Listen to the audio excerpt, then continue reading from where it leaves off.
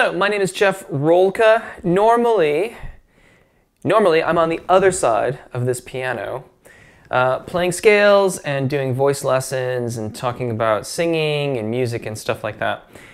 However, there are a couple other things that I am really passionate about and get really excited about. One of them is rock climbing, and you may have seen my moon board construction video. Construction techniques not to be perpetuated, but the overall concept is really good. This is a video on attaching the two sides of a Karo step method quilt, where you've got the baffles done with the Karo step method. Ultralight backpacking is another one of the things that I'm really excited about and really enjoy doing. And for those of you that are into ultralight backpacking, you know that the lighter it gets, the more expensive it gets too.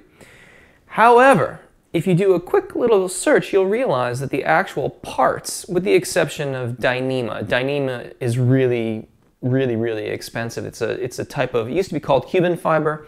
It's a fabric. It's naturally water repellent or waterproof, perhaps, so long as you seal the seams. But like ripstop nylon and things of that nature, not terribly expensive. And so if you do a little bit of searching around, you can realize that making these things takes a little bit of patience and usually a sewing machine of some variety, but you can put these things together. So in my transition to getting lighter and lighter, I've made a backpack. I've made the G4 backpack. I've also made a liner, a bug net for a tarp, so that I could sleep a little bit more easily at night. But the thing that I kept on coming up against was the quilt. And I wanted to try switching over to a quilt. Now, I tend to sleep kind of on the cool side, so it can be rather expensive to get a quilt that will get you to the temps, even moderate temps. I tend to get really cold, and so I wanted a really warm quilt. And I quickly realized that I wanted to try to make one of these things. And the Karo step method for quilt manufacture, for personal quilt manufacture, if you will, is kind of palatable. Like, you just decide on the number of baffles, you decide on your baffle height, which largely will determine how warm your quilt is going to be, because that's how much it's going to loft up.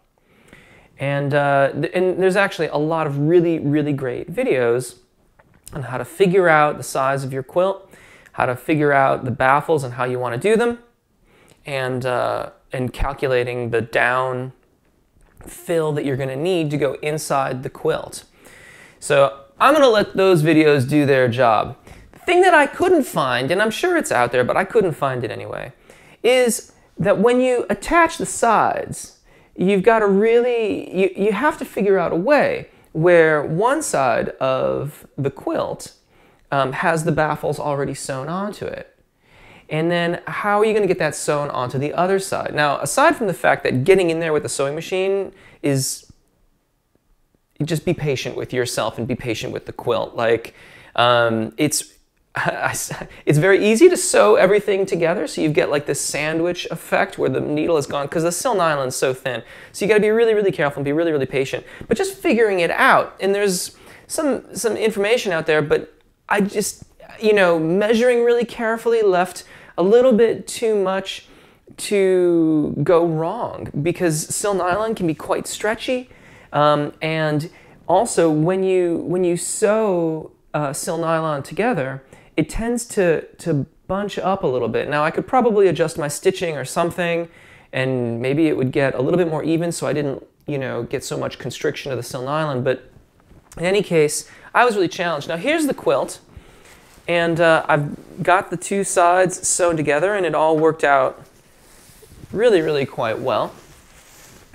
That's the black side, and I've got a deep purple side, and you can't really see inside there too much, but that's one of the baffles right there, if you can see it. And it all came together really nicely. And this is the meat and potatoes of this video. It's because, I think, in part, because I figured out a method that made it really easy to figure out how I was going to attach one side to the other. And I'm going to show you with my handy dandy construction here. So this is the side, this is the baffles are already sewn onto this side. And you can see I've colored one of the baffles red just so that hopefully it's a little bit easier to follow in my example. And this is the other side of the fabric, and it says baffles attached to this side. So that side is going to face the baffles, and the baffles are going to face into it, and we're meant to sew it all together. I'm going to show you how I marked the baffles on this side so that when I decided to start sewing it all together, I knew it was going to line up. So let's get in a little closer here. Now, here we have the side with the baffles already sewn onto it. And here's our side that we want to attach the baffles to. It goes without saying that we want to measure incredibly carefully so that our sheets of sewn nylon are really, really as exact as we can be. And that's how we want it all to fit together. It's very easy. Now, sewn nylon is so thin, is incredibly thin. I used 0.66 ounce sewn nylon for my quilt. In retrospect, I kind of wish I would have went for 0.9 or 1.1 because it feels so incredibly thin. But it doesn't really matter. Even with 1.1 or 0.9, you're going to be able to do this. If you take these two halves of your sewn nylon and you flip them so that the baffles are now facing down. Right? So nothing has changed, just the baffles are face down, and there's the sheet that I'm going to sew onto. Slide this one out, put that face down on your floor, and then put your baffle sheet on top. And what's going to happen, I need to remember where I put the red one. It's over here. Okay, it's this baffle up here. You can, and this will lie, the baffles they'll lie incredibly flat for you on your floor. I'm going to put these down so that I can show you. You can just feel through your sewn nylon where the seam is that you've sewn.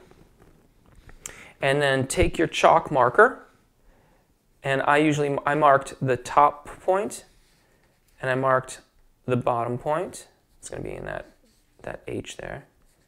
And then I just did a rubbing so that I got exactly, you can see that hopefully, exactly where that baffle's meant to go. And when you reverse all this,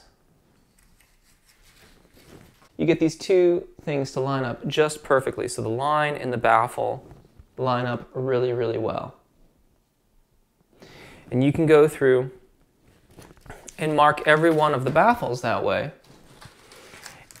And it all comes together really, really nicely.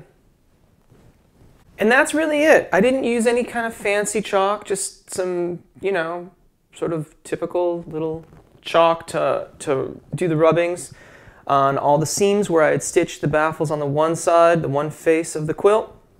It's really, really easy to feel that through sewn nylon. It was much more challenging actually to feel where the paper seam was in the example that I used here. But it all worked out really, really well. It was really, really easy. You still have to measure really, really carefully in making sure that you get both sheets of sewn nylon cut very carefully to the right dimensions. It pays to be very careful when you're stitching the baffles in place so that you've got you're going to end up getting more even distribution of down feathers inside of the quilt when you're all done. But at the end of the day, even if you could still measure to double check yourself in terms of getting the baffles into the right locations on the other side of your quilt, so the face that they haven't been sewn onto initially.